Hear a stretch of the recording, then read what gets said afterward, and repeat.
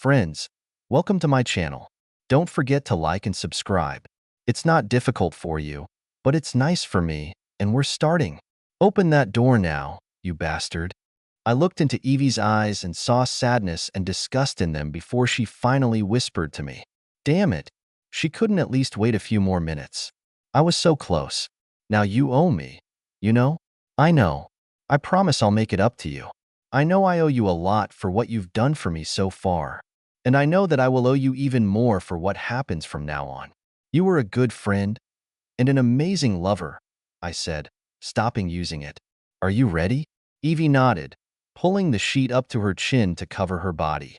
I yanked open the door, grabbed my hysterical wife, and dragged her into the hotel room.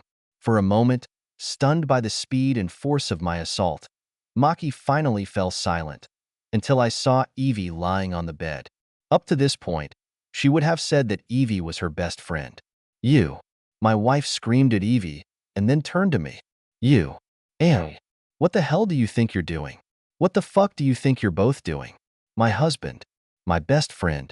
What the fuck do you think you two are doing? Well, until you interrupted us with the screams of the fishmonger, we thought we were in trouble. I replied cheerfully, smiling and looking at my disheveled, exhausted wife. For a few seconds, the only sound in the room was Maki's heavy breathing. I realized that I had acted wisely when I decided that she really needed to increase the load on cardio equipment if a light knock on the door could have such a negative effect on her breathing. Maki took a step towards me and swung her right fist at my face. I anticipated this movement and intercepted her hand with my left hand, squeezed it hard and squeezed the bones in her palm. I knew from experience that squeezing your hands causes unbearable pain. Oh, she screamed when I let go of her hand, and she quickly pressed it to her body. What the hell do you two think you're doing? I had never heard my wife scold me before, so when I heard it the second time, I realized that she must have been very serious, and she didn't quite believe what I had told her a few seconds earlier. Nevertheless, I did not consider it necessary to repeat myself. Instead, I went to the mini fridge in the room and took out 2 bottles of water. I went over to the bed and handed one to Evie, who thanked me and sat down, leaning back against the headboard, still covering her body with a sheet. I unscrewed the cap from the bottle I was holding in my hand and took a sip. Oh, where are my manners? Do you want a bottle, Maki? I asked calmly. Still breathing heavily, Maki looked at me as if I had lost my mind. She looked from my face to the water bottle in my hand, and then back to my face. You lying bastard. I think our fun is over for today. I'm going to get dressed and go, Evie interrupted. Call me. Evie's last comment was a statement, not a question. Maki looked at her friend with her mouth agape. Shut up, you. You're a fool who steals men. How could you do this to me? Maki shouted. Evie gave her what I thought was an evil grin, but didn't say anything. She got out of bed and started getting dressed. I thought we were best friends. How could you betray me like that? Maki shouted. Evie didn't say anything again, just pursed her lips and looked at me intently. I don't know if Maki caught that grimace. As soon as Evie left, Maki didn't waste time attacking me, although she physically kept her distance from me, probably remembering how I squeezed her. She must have screamed for a good couple of minutes before the word divorce finally left her lips. Divorce. It doesn't matter, I said quietly, starting to get dressed. The heavy breathing continued, and I wasn't sure if saliva was coming out of her mouth. Her eyes were like lasers. How long has this been going on? Maki croaked. About 2 months. We've probably done this 6 or 8 times. She's a damn. I began. She's a low-born idiot from the slums. Maki shouted. She's my best friend. How could you two do this to me?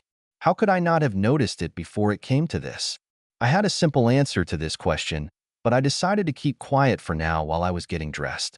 Are you going home or going back to work? Maki asked, glancing at her watch. I'm going back to work as always. I don't let my personal life interfere with my professional life, I said.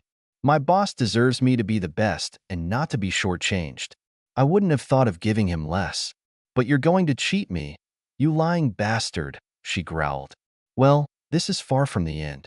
Be ready for hell when you get home.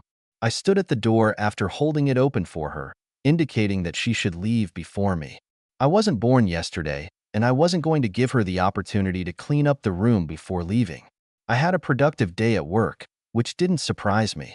Shortly before the end of the working day, I spoke with my boss, informing him about the state of my marriage and that I would need some personal time in the coming weeks. John Moore was a great boss. He told me that he understood me, regretted my situation, and patted me on the shoulder as I left his office. When I came in, Maki told me that she had ordered pizza for dinner, so I should go upstairs and change into something comfortable, since she was sure that the conversation would not be pleasant. I noticed to myself that she seemed to have calmed down considerably compared to what she had been during the day. The tears started soon after we sat down at the kitchen table. She has always been an emotional creature, and it was, without a doubt, a very emotional situation. She quickly questioned my love for her, my respect for her, and my moral principles.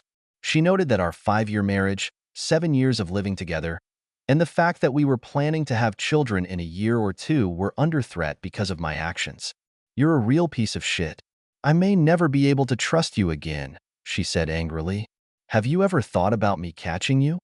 Maki didn't touch a single slice of pizza on her plate and took only a few sips of red wine. I was finishing my second slice of pizza and had just had a sip of beer. "I really didn't try too hard to avoid being caught," I replied. "I was a little disappointed that it took you so long. Although, as it turned out, it was fun while it lasted."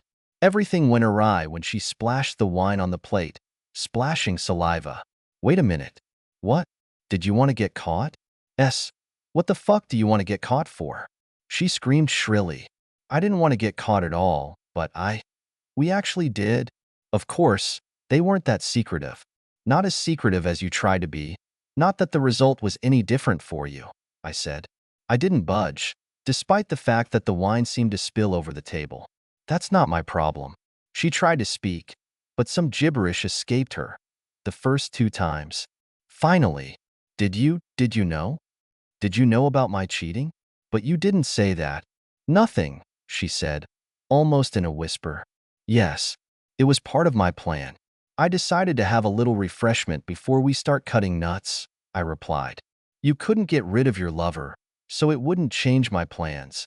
I decided that's what's good for the goose." She looked shocked. I watched as 14 different emotions were reflected on her face. I almost expected the word incline to flash in her eyes. "How long have you known? What are you going to do? What to do?" "Oh, it doesn't matter. I suppose you've already done that, haven't you?" she asked before finally getting up and clearing the table in front of her. "No, I've only done half of what I was going to do. The other half will be done tomorrow, when the divorce papers are handed to you," I said. I wasn't sure why she burst into tears. She should have known this was going to happen. A long time ago, we discussed what marital fidelity meant to both of us. To me, "I'm sorry, Roger. I don't want to get divorced. What do you think I should have done when I caught you?" I intervened. She looked at me blankly. How quickly everything changed with the appearance of a shoe on the other foot. As soon as I pulled up to my house and opened the garage door, I realized that my life had turned into a terrible cliché. I returned home a day earlier from a trip out of town, and there was a car in the garage that I didn't recognize. The only light I saw when I drove up to my house was the night light in our bedroom, as we called it. Since no other lights came on when the garage door opened, I assumed that no one had heard the door open, which meant exactly what I was thinking was happening. The radio was playing in the bedroom, as well as my wife and her guest. When my wife gets turned on, she makes a lot of noise, which I always liked before. Not so much this time. I seriously considered grabbing one of my large carving knives or cleavers as I walked through the kitchen from the garage, but decided that my future ex-wife was not worth a prison sentence. Besides, as I was walking up the stairs, listening to their noise, I got the feeling that this wasn't the first time they were together. Apart from the fact that his car was in the garage, the sounds of love seemed too familiar and not wild and crazy, as I would have assumed if it were something completely new, despite the volume of my wife's voice. In my opinion, everything was over between us, regardless of whether it was their first time or the 100th. I suppose my fragile male ego wanted to know the answers to several questions. The main one is why. I thought we had a great marriage, a real connection, and the love seemed wonderful and abundant. What the hell went wrong? They say the opposite of love is not hate, but indifference, but at the moment when I was walking down the stairs, I would say that the opposite of love is rage. A quiet, seething rage. I thought again about getting my butcher knife out of the knife drawer. I wasn't blind or naive. I knew that Maki was a beautiful woman, and she was probably constantly being approached. She had a shock of shoulder-length dark brown curly hair, bright blue eyes and dimples, and the build of a lithe runner. She was smart, well-read and flirtatious, which became a problem from time to time, because some guys thought that her playfulness was directed directly at them, and I had to help her out of an awkward situation from time to time. Although I wasn't naive like her, I didn't consider myself that worthless, so unlike some men who are married to beautiful women, I didn't feel like I was out of my league. I was a design engineer, so I was inclined to think, and I made a good living working for a national aerospace company. I was not impressed by the physically developed person with whom Maki decided to cheat. I was 185 centimeters tall, weighed 90 kilograms, and this guy looked no more than 70 kilograms and about the same height as me. It was the figure of a runner, and I wondered if my wife had met him in her running group. No one will ever give the Waffle House a high rating among chain restaurants, but, in my opinion, this is a good place where you can have a hearty breakfast at almost any time of the day. I ate a Belgian waffle, feeling sorry for myself and thinking about how my future bachelor life would turn out.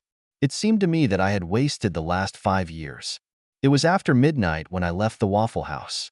I slept in my car for a few restless hours, and then went to work and tried to stay out of sight for several hours, even though it was Saturday and I usually didn't work on weekends.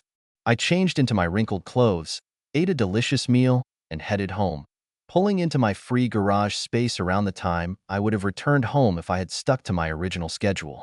Knowing what I now knew, it took all my self-control not to yell at her or even push her away when she came over to kiss me hard to welcome me home. However, that night we did not have the usual love to welcome home, as I refused, citing ill health. Anyway, I was completely amazed at how normal she was that evening, and the next day, Sunday, I had no way of knowing how many times she made love to her lover over the weekend, but if I hadn't seen them at least once, I would have had no idea about her acting abilities. Meryl Streep couldn't compare to my wife. 2 days later, I told my wife that I would have another trip in 2 weeks. It was complete nonsense, but it would give me the opportunity to do a little reconnaissance. Presumably, I left on Wednesday of that week as usual, but in fact I checked into a hotel in a nearby city. I installed a couple of small video cameras at my house, one of which was pointed directly at my bed when Maki was at work, and I also had a camera at the entrance. On Wednesday evening, I was sitting in my hotel room when my wife's lover drove his car into my vacant garage space. Even though I knew this was going to happen, I still felt uneasy. I haven't watched the footage from the video cameras. I knew they would show me. I just checked to make sure that the two lovers hadn't left the house from the moment he showed up on Wednesday night until he left early on Saturday morning. I was wondering if they get together every time I leave town and how long it's been going on. It wouldn't affect my future actions, but I just wanted to know. I needed to know. Well, you know, it's a fragile male ego. I was busy for 2 days, which I spent in my hotel room. Since I was paying the bills and handling our financial affairs at home, Maki had no idea that I had split the bills and lowered the credit card limits. I left the hotel long enough to meet with my lawyer and persuade her to do the paperwork for the divorce. However, before she brought it down on my wife, I decided to take revenge on her. I knew my revenge wouldn't make me morally better than her, but damn it, I was going to get the bills for my unfaithful, lying wife. To hell with all this shit about me being a good guy. This guy died, and there was a guy with very weak morals. As I said earlier, I was not a troll, and over the years I have heard my share of compliments. I never used any of them because I was happily married and believed in my wedding vows. And again, as I now realize, this combination has made me a complete idiot. Well, stop being an idiot. If a pretty woman wanted to make love, then I was in business. Damn it, unless she was disgusting, I was in business. I wasn't going to wait for my hookup buddies. I was going to look for them. It seemed incredibly wrong to me to look for bed partners on my next trip away from home 3 weeks later, but at the same time it was exciting and inspiring. I wondered if that wasn't part of the attraction for my wife. One type of woman who was definitely off my list was those with rings on their left hand. No matter how angry I was at my wife, I wouldn't do to another guy the way she did to me. I lost on Thursday night when I went hunting, but on Friday night I hit the jackpot with a pretty secretary who went with several friends to an evening of drinking and dancing. We spent a lot of time talking and dancing, and when I invited her to my room for a drink at night, she didn't hesitate. Making love with my first new partner in about 8 years was a kind of discovery for me, but I won't say that it was life-affirming or even awesome. It was fun, it was good, but in many ways it was because she was a new and different partner for me, and it was illegal. Maybe I was too analytical, and I should have just let it go. I don't know. Fun, yes. It's not great, I don't think so. If it weren't for the thirst for revenge, I would never have been able to cheat on the woman I love for the sake of simple love. Maybe my libido wasn't high enough. Or maybe I just believed that my vows meant something that lust simply couldn't surpass. However, apparently my wife did not share this latter opinion. On my next business trip out of town, I met two of the three pretty women and enjoyed chatting with both of them. The first woman was about my age, I assumed, and the night was devoted exclusively to lust. We made love twice and tried half a dozen different poses, two of which she taught me. The second night was a little more than just love. This woman, a very attractive 45-year-old woman, was more experienced, and she knew that something was wrong in my life. I told her my sad story, and she listened attentively. She also became a victim of infidelity by her divorced spouse. We got a little closer, and our love was both soothing and emotional. This gave me more information about what my wife might be experiencing, which would have further aggravated my problems if I hadn't already made the decision to divorce this cheater. Allison Wainwright suggested several points that I should have considered in my revenge plan. The main one was that maybe I needed to communicate more with my lover, as, obviously, she and my wife do. I thought about it for a few days before I made what I thought was a non-standard phone call. Evelyn, Evie Langston has been my wife's best friend in the city since we moved to Cincinnati right after graduating from Michigan State University. Both Evie and my wife were members of the Shakespeare Club in the city and quickly became close. Evie was a year older than Maki and me and worked as a nurse in a doctor's office. She was divorced too. Evie was the exact opposite of Maki. Long blonde hair, big breasts, rounded shapes, bright green eyes. She wasn't so cheerful and flirtatious, but she was smart and thoughtful. I told her I was preparing a surprise for Maki when I invited her to lunch, so I knew she wouldn't tell my wife anything. We met at a restaurant located far from Maki's place of work. I was sitting at the back of the room when Evie came in.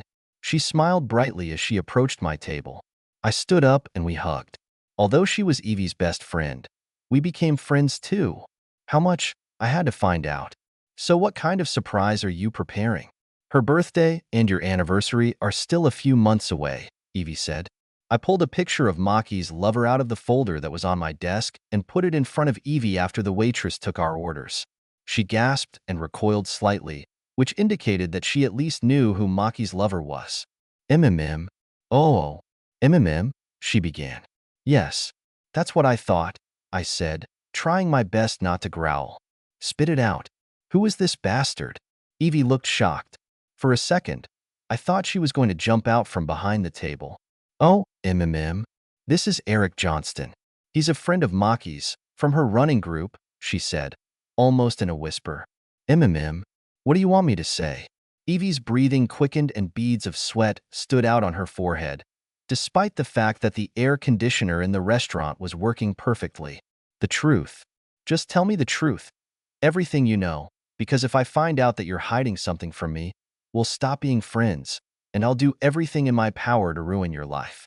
She wiped her hands with a napkin and dabbed at her eyes. KK, I'm in love with your wife, and she's not indifferent to him either. She told me about it herself when she said she was thinking about it. Having an affair with him, Evie said hesitantly, unable to look me in the eye. I told her she was crazy to even think about cheating on you. I warned her that you wouldn't tolerate her cheating on you. Apologies won't make the situation any easier. You know I love you to death, Roger. She looked me in the eye and said she wouldn't cheat on you. I believed her, but it looks like you're going to say that she lied to me. That was a few months ago. I nodded sadly. I had to take a sip of wine to clear my throat and speak. She's been cheating on me for at least the last couple of months, I hissed. Whenever I leave town, he comes to my house and spends the next 2 days using her on my bed. I do not know if they have ever met again. That lying fool. She looked me straight in the eye and said she wouldn't cheat on you. I believed her. I'm sorry, Roger. I should have told you what she was up to, but I trusted her. Yes, she betrayed your trust too, I interjected. So that's it. How about we both betray her trust? Evie looked confused for a few seconds before a light bulb went on over her head. Would you do that? What is it? She asked cheerfully. Really? I always thought you were the last person who would ever cheat. I'm the last person. I don't consider it cheating because my marriage broke up the minute I saw them in my bed, I said. Did you catch them? Wait, I thought you didn't know who he was, she said. I really caught them. Only they were too busy to notice me, and I didn't want to bother them. By that time, my marriage had broken up, and I was afraid that if I did anything, I wouldn't be able to hold back and hurt him very much. He's a little bastard, and I was very, very angry. But I could never physically hurt her, and she needs to be hurt. So I need to be really vindictive, and here we are. I've already enjoyed a few dates of my own during my last 2 trips, but I've found that casual hookups are only physically enjoyable, not emotionally. I guess I'm old-fashioned. At least I want some kind of emotional attachment. I'm not necessarily looking for a new wife, but I raised my eyebrows and smiled. Recognition showed on her face. She smiled back shyly. If you had the opportunity to leave sometimes, you could accompany me on my trips if you want. Then, at some point, we would have to stumble and be caught. And then the real fun would begin, I said. She giggled lyrically, and then a sad expression appeared on her face. I do not know what she is thinking, Roger. She has repeatedly told me how much she loves you. But then she did it, Evie said. I'm sorry, but at the same time, I'm not going to miss the chance to be with you while you take revenge. I know you're not looking for a replacement for Maki. We're just 2 friends who want to have fun, without any commitment. Evie flew with me on my next trip. We enjoyed several good restaurants, several tourist adventures, and 3 nights and 1 morning of very pleasant love, judging by her screams. I tried to do my best for my new partner in bed, and I think she tried her best to match me. I have to admit, it wasn't the mediocre love I've had with Maki lately, but I'm not putting all the blame on her. However, having a responsive, interested partner which I haven't had in months has pushed me to work more actively. I didn't notice how much Maki and I took each other for granted in love terms until I started sleeping with other women. Looking back on it, I was sure I could understand when Maki stopped trying so hard in bed. It started about 6 months before I caught her with the asshole, so I calculated and assumed that around this time they should have started an affair. Thank you for your thoughts, Roger, Evie whispered to me as we lay entwined in each other on Thursday evening, after making love once like animals and then making love tenderly again. You don't think it was a mistake, do you? It definitely wasn't a mistake, baby. I'm actually amazed at how right it seemed. I don't feel any guilt. I should feel guilty. I would probably feel guilty, but I feel completely satisfied with what we have done because I don't feel connected to Maki anymore. At first, when I found out that she was cheating on me, I felt furious. Now I just feel sadness turning into indifference. I really would like to know why if I did something wrong, I commented. Her eyes bored into mine. In fact, they were drilling into my soul, deep into my soul. Yes, I remember exactly the same feeling when John cheated on me, she replied. I assumed that it was because I had done something, although in fact it was all about John and his desire to feel good. It really was John's just love. He didn't love the little fool, but he didn't love me as much as I loved him. I would never cheat on him. He didn't love me nearly as much as I loved him. It took a therapist to explain to me that sometimes people love in different ways. Then I guess I need to spend some time with your therapist, I said with a sigh. She bent down and kissed me gently, to which I replied. I briefly noted to myself that although this was my plan, I no longer felt like I was in control of the situation. Maybe it's for the best. The day before, we registered as Mr. and Mrs. Roger Finderson. Evie smiled and said it sounded tempting. On Thursday evening, she asked me if she had passed the casting. Oh, yes, was all I could think of to say. When we boarded the plane to fly home on Saturday morning, Evie had a little tense gait. She noted that she has not had so much love since she divorced her husband about 18 months ago. She came to the airport herself so that no one would see us together. I walked her to her car in the long-term parking lot and kissed her gently, not really caring if anyone saw us. I could tell by her face that she was embarrassed. Later that day, when I returned home, Maki was also embarrassed and did not attack me again. In fact, I gave up on love again when she became a little aggressive. This time I pleaded fatigue. A hard trip, long boring meetings with a bunch of yes, yes, yes. Let's see something I can take my mind off. Let's make love tomorrow night, I suggested. I admit, I was wondering which of us needed a break more after my busy weekend with Evie. I quickly watched the surveillance video and saw that she and Eric seemed to be just as busy as Evie and me. To be honest, she was probably as tired as I was. Hey, what would you say if I invited Evie to dinner tomorrow? I've been a little busy lately, and we haven't talked for a while, Maki asked. I choked a little and made my standard joke about my hair standing on end. Yes, that would be a good idea. Tell her to put on some tight shorts, I said, wiggling my eyebrows. You're such a pervert, Maki said. It's good that she knows you, otherwise she might actually be offended. You know, I'm going to tell her what you asked for. I smiled to myself as I pulled Maki to my couch and ran my hands over her breasts. After the past week, I started thinking of her body as belonging to Eric and that I was kind of putting it on him. Evie became Mrs. Roger Finderson again for my next 2 trips. I think we were both surprised at how well suited we were to each other outside the bedroom. I mean, I think we both expected love to be good, and at first we were kind of lovers, but I don't think either of us could have predicted how well we suited each other when we were out of bed, so to speak.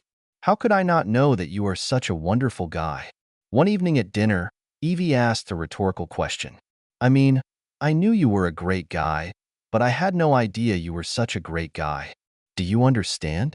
In fact, it was, and I told her so. Our friendship started thanks to Maki, and we were both too honest to look any further. There are boundaries, and we both followed them until Maki stopped paying attention to it. I'm kind of glad I got to know you better. I'll be sorry when this is over, I said. She nodded shyly before answering, yes, me too. It's time to tell Maki about my affair and see how she likes being on the other side of cheating. The plan was for someone to see Evie and me having a cozy lunch, and then we went to the hotel and made love for dessert. Assuming someone tells my wife what they saw and where we're going. We even tried to make it as easy as possible, as we had dinner within walking distance of our hotel, so we could walk around holding hands. Evie knew who to involve in our little drama. Kristen Gentry was Maki's friend, and Evie figured she'd get in touch with Maki on the phone a few minutes after she saw us. She was also a gossip of incredible proportions, so she probably called everyone she knew after talking to my wife. Hey, if it gives you any unnecessary difficulties, I began. Nope. I'll talk directly to Kristen and tell her our official version shortly after Maki catches us, Evie explained. Kristen will go crazy when I tell her that our affair began because Maki was having an affair with Eric Johnston. Yes, they may throw mud at me, but it's worth it for you. You're a great friend. Thank you, I said. She smiled, as it seemed to me, sadly. I owed her a lot. I wasn't sure if I could really repay that debt. I guess I didn't think you'd catch us, Maki said. We only met when you were on one of your trips, and we never left the house. So how did you find us? I smiled and shook my head sadly. I guess I thought she would prostrate herself on the floor and beg for forgiveness as hard as she could. It just doesn't seem like she was that serious about asking for forgiveness. A few months ago, I came home a day early, and you and Eric were tearing the sheets, our sheets. You were so passionate about it and shouted so loudly that I probably could have detonated a bomb, and you wouldn't have noticed. You two had no idea that I had been standing and watching you for a while. I even recorded something on video, I said. She cringed when I mentioned the video. I smiled. A couple of weeks later, I shot some more videos. I told you that I have another trip planned, but it's not like that. I set you up to find out if it was an ordinary betrayal, which you confirmed to me. But how come you've never had a fight? Perhaps you enjoyed the show? She asked with a smirk on her face. I don't think so, baby, I growled. I've seen you two doing this for a while now, so it wouldn't really matter if I stopped you. So I got the evidence I might need and came up with the best revenge plan, which included the fact that I had become somewhat strange myself. Then I decided to approach Evie and ask if she would like to participate in my revenge game. She's a beautiful woman and a fool, Maki shouted. I totally disagree, I said quietly. She knew about Eric, and I told you not to do it. You lied to her, so she had no problem helping me. The truthfulness of my story lit a spark of recognition in her eyes. She lowered her eyes guiltily. Yes, she found out about my growing feelings with Eric and warned me not to do anything. I told her. I told her that nothing would happen. Damn, she said. You said you were courting Evie. Have you always stared at her? Are you making love to all my friends? What is it? She asked bluntly. I would never have thought of doing something with someone else, and least of all with your friends, if you weren't, in your language, a fool, I said. The main question, Maki, is why? Wasn't I enough for you? Did I screw up something? That's really the only thing I want to know, I said. I'm sure that's not the only thing you want to know, but it's not your fault, Roger. I mean, it was just fun. Love is fun, right? Well, I wanted to have fun with someone other than you, in addition to you, but I knew you wouldn't let me. I guess I was being selfish, but since we were talking about having kids soon, I started thinking that I wanted to make love, have fun with someone else before we had kids. It had been a long time since I had made love to another person, and I knew that once we had children, it would be a very long time before I would try someone new. I would never.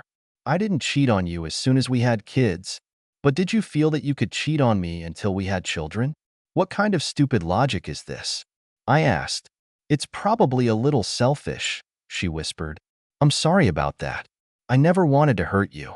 How can you say that? I asked. You knew that if I found out, it would hurt me. That's why I tried to make sure you didn't find out, she said softly. I don't want to lose you. We beat around the bush for several long minutes before I finally asked, why him? Well, he's kind of cute, and we kind of hit it off. He's witty and funny. I wasn't smiling. We've made vows, Maki. Didn't that mean anything to you? Tell me, woman. Ohs. Good. Good. I won't see him again. Oh my God, Roger. We don't need to get divorced, she whimpered. Really? Do you think a half-hearted apology and a promise not to do it again will work? You broke your vows to me. You tricked me. You also broke your vows to me. Have you forgotten about it? You sacrificed your moral principles when you made love to other women, she said smugly. I wasn't worried about moral principles. You cheated, and the moment you did, you revoked our vows, releasing me from my obligations, I said. Well, no way. You can't do both at the same time. Treason is treason. We've both done it already. So let's just start from scratch, she said. That's not going to happen. I'll never be able to trust you again. You had an affair with another man so easily and made love to him for several months, just because I wanted to have fun. Someday in the future, when I start looking for another woman, it will be a woman who will respect her vows as much as I value mine. Someone who will love me as much as I love her. It will be a woman with whom I will have children. She was sobbing and fidgeting. Tears began to flow from her eyes. He was just funny. There was no love like ours between us, she said. There was such a love as we had. It was there once. The past tense. Obviously, you don't love me the way you think you do. Otherwise, you couldn't have cheated on me for months. Months. I don't think it's love, I said. She was sitting at the table, crying, with the divorce papers spread out, when I walked in the door the next evening. We can get over this, Roger. I know we can. Don't overreact, she said, sobbing. You've been cheating on me for months. This can hardly be called an overreaction. Why don't you see the obvious? I asked. She apologized maybe 14 times in the next half hour. I realized she was apologizing, but it was too late to put the gin back in the bottle. It's too late to apologize. It was too late to apologize the minute you made love to him for the first time. You knew about it, but you did it anyway, I said. Sometimes, Maki, sorry is not enough. Now it's just such a case. Her parents tried to stand up for Maki. I got along great with Jerry and Pat, but I couldn't forgive what their daughter had done to me. But you both cheated. Why can't you forgive her and start over? Go to a psychologist and start over, my father-in-law said. We both cheated. Technically, this is true. But I wouldn't have cheated if she hadn't been dating Eric Johnstone for a few months when I found out about it. Damn it, I caught them in the act. You can't imagine how I felt when I saw them. I'm really proud of myself for not killing them both in my bed. My cheating on her was part of my revenge plan. I wanted her to feel the same pain as I did, I said. Her parents winced when I told them about how I caught Maki in the act. This suggests that she didn't tell them the whole story of our breakup as a couple. She didn't tell us that you caught her in the act, Jerry said. So you're saying there's probably more to this story than we've been told? I nodded solemnly. I didn't think I needed to formulate my answer. We're sorry, Roger. We didn't know the whole story. And yet, do you think you have any chance of reconciling? You had such a good time together, my mother-in-law said. I thought we were fine too, Mom. I didn't doubt for a minute that this was not the case. Until one evening I came home early from a trip, I said. Maybe you should tell us your point of view on this, son. There seems to be a lot we don't know. What is it called? Lying by omission. My father-in-law asked. She wouldn't have to hide anything. If only she was happy with everything she was doing. I'll never be able to trust her again, I said. Every time I travel. Damn it, every time I leave the house. I start to worry that she might be making love to someone else. We've only been married for 5 years. How long would it have been if I hadn't caught her? When did this happen? We lived in a state where there was no guilt. What little we had, we divided in half. Naturally, she turned to a family counselor. The judge has scheduled 6 sessions, with the possibility of holding another dozen if the psychologist considers that there is a chance of reconciliation. I was furious, but I knew it wasn't in my power. In most sessions, I sat quietly, talking only as directed. After the first 2 sessions, in which I was attentive but mostly silent, the consultant asked me directly if I wanted to reconcile.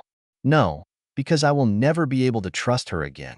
I shouldn't have lived like this, I said. The consultant, a chubby woman in her 50s who looked like a real woman, nodded her head but did not respond verbally. She spent a lot of time trying to subtly convince Maki to accept the fact that we were finished because of the trust factor. I appreciated her efforts, even though I knew that my wife didn't quite agree with what the consultant was saying. Our consultant refused her offer to increase the number of sessions to 12. She thanked me at least for being polite and allowing the sessions to continue. While all this was happening, my relationship with Evie was getting stronger. We started dating as an ordinary couple and continued to sleep together. She told me that several mutual friends she and Maki had accused her of stealing me from Maki, so she bluntly stated that she had not stolen me, but that Maki had opened the door to let me leave by cheating on me. This fact usually caused surprise. It seems that none of Maki's friends knew that she was cheating. I could take comfort in the fact that at least she was restrained. Evie and I may have started out wanting revenge on Maki, but every time we were together, we got closer emotionally. She has become as much a soulmate as Maki once was. I was torn between my real feelings for this woman, and at the same time I was afraid that she would eventually treat me the same way as Maki. Being divorced herself, Evie said she understood the split in my mind and advised me to turn to a professional. I had the perfect candidate in mind.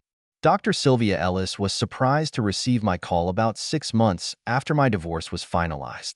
She was even more surprised when I told her that I wanted to sort out my feelings after the divorce. She knew about Evie's role in my revenge and that Maki partially blamed her for our breakup, but she was smart enough to realize that Maki was solely responsible for my behavior. I asked Dr. Ellis if she thought my relationship with Evie had been restored, and she drew attention to it.